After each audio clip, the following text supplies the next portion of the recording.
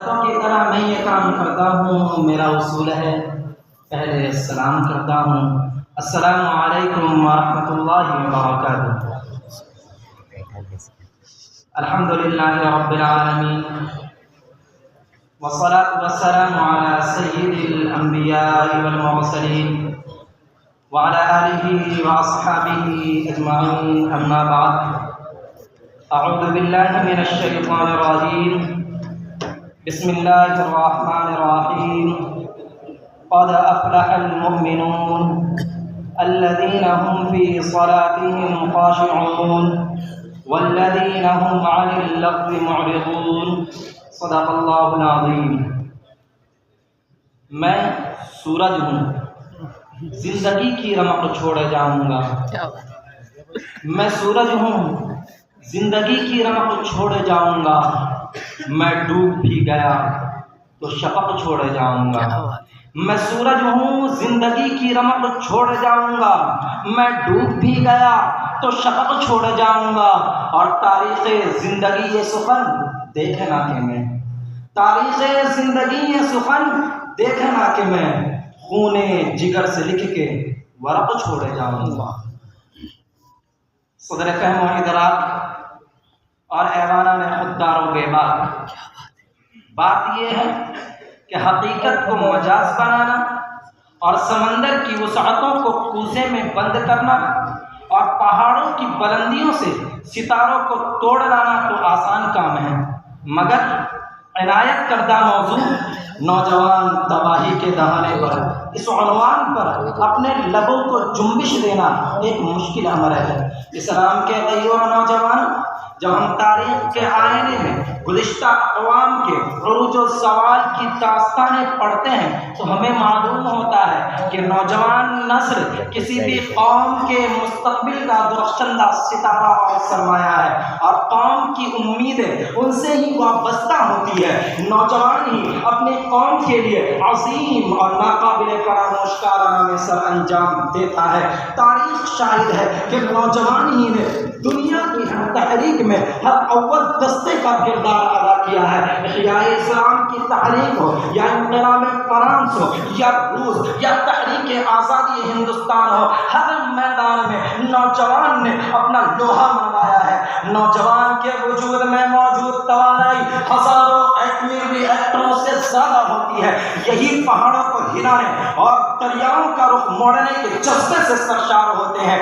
اور اگر بحیثیت مسلمان اگر ہم اپنی اسلامی تاریخ پر نظر ڈالیں تو قرآن و سنت کی بالادستی اور اقتدار اعلیٰ کے حصول کے لیے نوجوان ہی اپنا تن من دھن قربان کرتا ہے۔ کبھی یہ نوجوان 17 سالہ محمد بن قاسم کی صورت میں دیوبند میں اپنی بہن کی فریاد سن کر راجہ طاہر کے خلاف سندھ کے ریگستان میں برسر پیکار ہوتا ہے، تو کبھی طارق بن زیاد اسلامی تحریک کی سربلندی کے لیے کشتیوں اور جلادوں کا حکم صادر کرتا ہے۔ یہی نوجوان کبھی احمد شاہ ابدالی کی شکل میں جذبہ ایمانی سے سرشار ہو کر مرہٹوں کو نیست و نابود کرتا ہے، تو کبھی شہاب الدین غوری ان تابوتی طاقتوں پر شاہین کی طرح جھپٹتا ہے۔ اور ایک طرف قیس ابن مروان ہے جو افریقہ کے تختے صحراؤں میں کلمہ توحید کا جھنڈا بلند کرتا ہے، تو دوسری طرف قتیبہ ابن مسلم مخالفین اسلام کے محلات اور برجوں کو نعرہ تکبیر سے ہلاتے ہیں اور ان کے قیام میں زلزلہ برپا کرتے ہیں۔ ارے یہی نہیں، ایک طرف ایوبی خاندان کا چشمہ چراغ صلاح الدین اڑتا ہے اور مسجد اقصی میں پرچم اسلامی کو لہراتا ہے، تو دوسری طرف سلطان محمد فاتح قسطنطنیہ میں اسلامی ثقافت کی تخم ریزی کرتا ہے۔ تاریخ شاہد ہے کہ سرمرد مسلمان، تاریخ شاہد ہے کہ سرمرد مسلمان کٹتا ہے تو کٹ جائے مگر جھک نہیں سکتا۔ مگر آج یہ یہود و نصارہ اسلامی معاشرے کی اصل طاقت نوجوانوں کو تباہ و برباد کرنے اور ان کو دین اسلام سے دور کرنے کے لیے پروپیگنڈا اور سازشیں کر رہے ہیں۔ عیسائی کے ایک بڑے گروپ کا کہنا ہے کہ شراب کا جام، مغنیہ، فاحشہ اور امت محمدیہ کو تہو بالا کرنے میں اتنا بڑا کام کر سکتے ہیں جتنا کہ 1000 توپیں نہیں کر سکتی۔ اس لیے اس قوم کو مادہ اور شہوات سے اس دنیا میں خلق کر دو۔ تو پوپ سلیمان نے قدس میں پادری کی ایک مجلس میں کہا کہ تم نے مسلمانوں کے ملک میں ایسے لوگ پیدا کر دیے ہیں جن کا اللہ سے کوئی تعلق نہیں، اور واقعی مسلمانوں کی نئی نسل ویسی ہی بن کر رہ گئی جیسا کہ استعمار نے چاہا۔ ان کا مطمع نظر شہوات اور لذات ہی بن کر رہ گیا۔ اگر وہ پڑھتے ہیں تو شہوت کے لیے، مال جمع کرتے ہیں تو عیاشی کے لیے، اور اگر کسی بلند منصب پر پہنچ جائے تو شہوت اور لذت کے لیے ہر چیز قربان کر دیں گے۔ ارے او نوجوانوں سن لو، تمہارے لیے یہودا نصارہ کانفرنسیں کر رہے ہیں کئی ممالک میں، تمہاری ہی تباہی کے لیے دماغ لڑائے جا رہے ہیں، تمہارے خلاف پروپیگنڈا اور سازشیں کی جا رہی ہیں۔ سن لو، نوجوان ہی قوموں کے وہ جو زوال کا سبب بنتا ہے۔ ارے آؤ تو ذرا ہم آج کے ان نوجوانوں کو دیکھتے ہیں کہ کل جن نوجوانوں کے ہاتھوں میں پرچم اسلامی لہراتا تھا، آج اس کے ہاتھوں میں کرکٹ کا پلہ ہے، VCR کی کیسٹ ہے، آج وہ اپنا وقت شراب نوشی، انٹرنیٹ کی فحاشی ویب سائٹس اور مغرب کی اندھی تقلید کرنے والی پرہنہ لباس کی دلدادہ لڑکی کے آغوش میں گزار رہا ہے۔ ارے کل جن نوجوانوں کے ہاتھوں میں قرآن پاک کا نسخہ مزین تھا، آج اس کے ہاتھوں میں اشتراکیت، کمیونزم اور دوسرے مذاہب کی کتابیں اور فحشیہ رسائل کھیل رہے ہیں۔ ارے یہی نہیں، کل جن نوجوانوں کی زبان سے نعرہ تکبیر اور کلمہ توحید کے نعرے بلند ہوتے تھے، آج اس کی زبان سے بے غیرتی اور بے حیائی کے نعرے سنائی دیتے ہیں۔ افسوس، صد افسوس کہ آج کا ہمارا نوجوان کہاں جا رہا ہے، اس کی منزل مقصود کیا ہے۔ شاعر کہتا ہے، وائے ناکامی متاع کارواں جاتا رہا، وائے ناکامی متاع کارواں جاتا رہا، کارواں کے دل سے احساس نسیاں جاتا رہا۔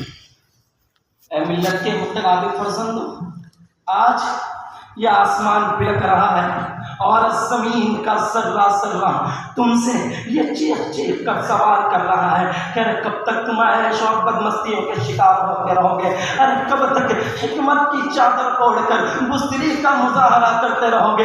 ارے کب تک تم میچوں ڈراموں اور سیریلوں کے پیچھے اپنا وقت ضائع کرتے رہو گے؟ خدا را ان برائیوں سے باز آ جاؤ، امت کے حال پر رحم کرو۔ امت تنگ آ چکی ہے ان ننگے اور ناپاک نوجوانوں سے، امت تنگ آ چکی ہے ان بے حیا انسانوں سے۔ امت کو پھر ضرورت ہے شاہ ولی اللہ کی، امت کو پھر ضرورت ہے مجدد الفسانی کی، امت کو پھر ضرورت ہے قاسم نانوتوی کی، امت کو پھر ضرورت ہے حسین احمد مدنی کی۔ اور اے نوجوانوں سن لو، تم ہی ہو جو اس امت کی اس ضرورت کو پوری کر سکتے ہو۔ ارے تم ہی ہو جو اس امت کو بچا سکتے ہو۔ خدا را اپنے آپ کو جانو، اپنی قدر کو پہچانو، اور آج یہ جو ظلم کے، ناانصافی کے، نفرت پرستی کے بادل چھائے ہوئے ہیں، برس رہے ہیں، انہیں برسنے سے پہلے یہ اعلان کر دو کہ ہم لہروں سے لڑا کرتے ہیں، دریا میں اتر کر ساحل پہ کھڑے رہ کر سازش نہیں کرتے۔ ہم لہروں سے لڑا کرتے ہیں، دریا میں اتر کر ساحل پہ کھڑے رہ کر سازش نہیں کرتے۔ اور ماتھے کے پسینے کی مہک آئے نہ جس میں، ماتھے کے پسینے کی مہک آئے نہ جس میں، وہ خون میرے جسم میں گردش نہیں کرتے۔ وآخر دعوانا الحمدللہ رب العالمین۔ ماشاءاللہ۔